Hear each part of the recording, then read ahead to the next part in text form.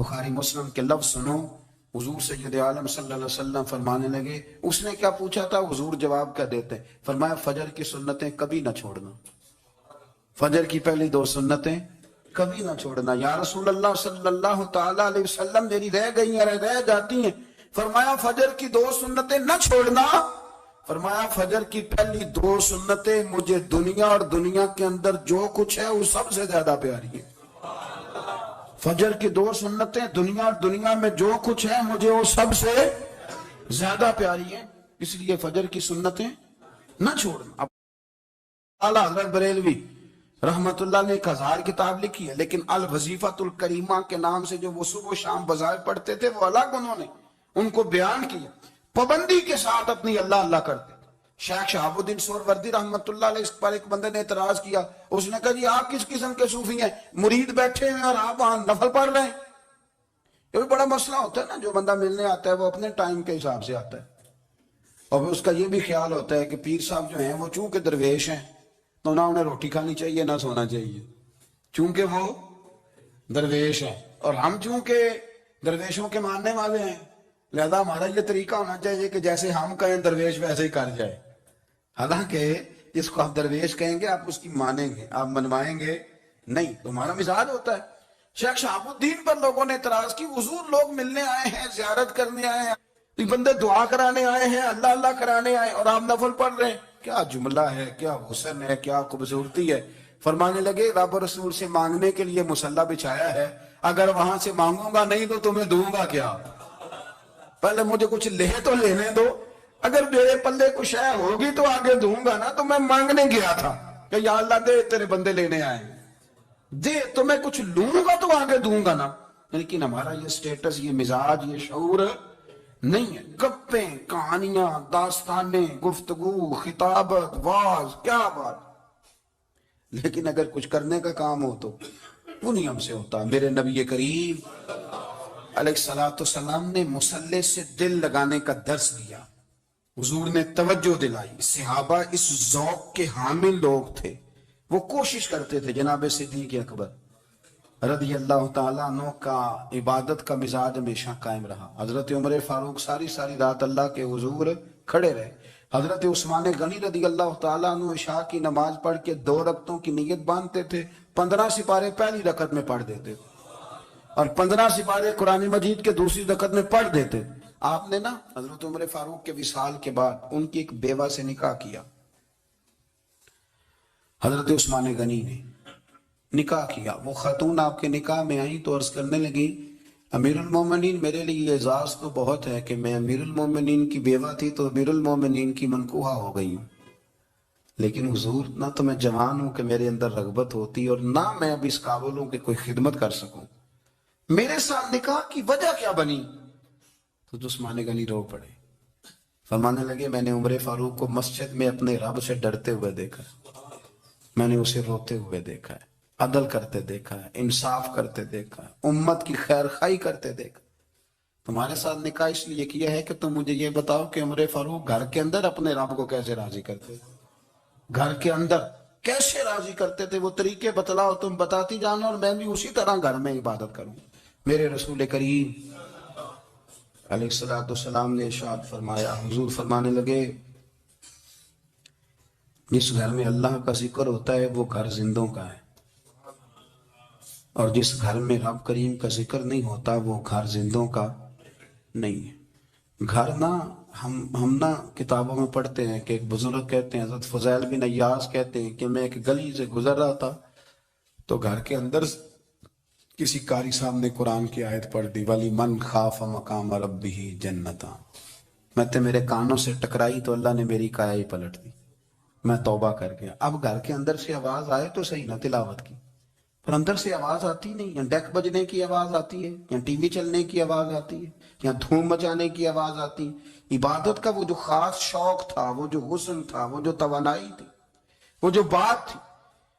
ایک جگہ پہ ہم بیٹھے تھے تو وہاں ایک صاحب آئے اور انہوں نے آتے ہی کہا کہ مہربانی کریں ذرا مجھے مصلی دے دیں، میرے نہ کچھ نفل رہ گئے، تو میں نے وضو کر لیا تو کوئی مصلی مل جائے۔ مصلی انہیں دے دیا گیا، وہ مصلی لے کے چلے گئے تو پیچھے ایک صاحب نے تبصرہ کیا، کہنے لگے کتنا ریاکار بندہ ہے، لوگوں کو دکھا رہا ہے کہ میں نفل پڑھتا ہوں. ہے کو بات کرنے والی. میں نے اسے کہا, میں نے کہا تو مہربانی کرنا اس طرح کی ریاکاری تو بھی کر, پکڑ مصلا اور جا تو بھی تھوڑی ریاکاری کر کے آ, اٹھ ذرا.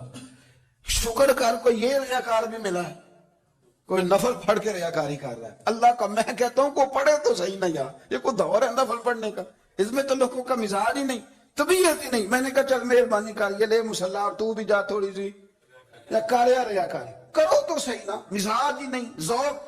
جمعے کی نماز پڑھ کے یوں دنیا بھاگتی ہے, او ہو پتہ نہیں کون سی پیچھے آگ تھی جو بجھائی جائے گی. اور آج تک لوگ مسئلہ پوچھ رہے ہیں کہ جمعے کی بعد والی سنتیں کتنی ہوتی ہیں.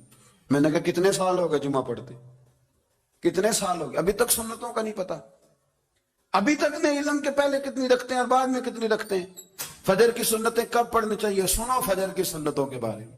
میرے رسول کریم سید عالم صلی اللہ تعالی علیہ وسلم سے ایک صحابی نے پوچھا تھا, حضور میری فجر کی سنتیں رہ گئیں یا رہ جاتی ہیں تو حکم کیا ہے؟ کیا انداز ہے حضور کا, اپنا ذوق, اپنی طبیعت. ہم نے نا ذوق غلط بنا لیا ہے. اگر 20 بندے کہہ بھی دیں گے تو نے بڑی شاندار تلاوت کیا تو کیا اس سے بنے گا؟ 100 بندہ کہہ بھی دے تیری کیا بات ہے, کیا بات ہے نعت خاں کی, کیا بات ہے علامہ صاحب کی, پیر صاحب کی, پیر مہر علی شاہ صاحب رحمت اللہ علیہ. آپ تشریف فرما تھے تو آپ کے ایک ہی بیٹے بابو جی جن کو کہا جاتا ہے, جس دن صاحبزادے پیدا ہوئے تو خادم نہ وہاں سے نکلا. ان لوگوں کے شوق اور طرح کے تھے نا, تو ان کی توجہ بھی اپنے شوق کی طرف رہتی. تو خادم نکلا اندر سے, پیر صاحب مبارک ہو, پیر صاحب مبارک ہو, پیر صاحب مبارک ہو, پیر صاحب مبارک ہو. شور کر رہے ہیں تو پیر صاحب کو وجد ہو گیا, اللہ اکبر, اللہ اکبر, اللہ. وہ کیا ہوا, کس بات کی مبارک دے رہے ہو؟ عرض کی حضور اللہ نے بیٹا دیا. تو آپ فرمانے لگے اچھا حضور آپ کیا ہوا, آپ تو پریشان ہو گئے. فرمانے لگے جب تو نے 3 دفعہ کہا نا مہر علی کو مبارک ہو, تو میں سمجھا تھا شاید تجھے کسی نے بتا دیا ہے کہ مہر علی سے اللہ راضی ہو گئے. میں سمجھا تھا کہ شاید تو یہ خبر لے کے آیا ہے کہ کسی نے بتایا ہے کہ مجھے آج خبر ملی ہے کہ مہر علی سے رب اچھا پتر ہوا ہے, الحمدللہ اللہ کا شکر ہے. پر میرے لیے مبارک کا دن وہ ہوگا جب میرا رب کہے گا کہ میں مہر علی سے راضی ہوں, میرے محبوب کہیں گے کہ میں مہر علی سے. آپ بات کو سمجھیں, شوق ہی کسی اور طرف تھا, دل ہی کہیں اور لگا ہوا تھا, طبیعت ہی کہیں اور مائل تھی. کوئی وظیفہ پوچھتے تھے تو پڑھتے تھے وہ لوگ, کچھ اللہ اللہ انہیں بتائی جاتی تھی تو کرنے کا ذوق رکھتے تھے, طبیعت تھی, قائل تھے.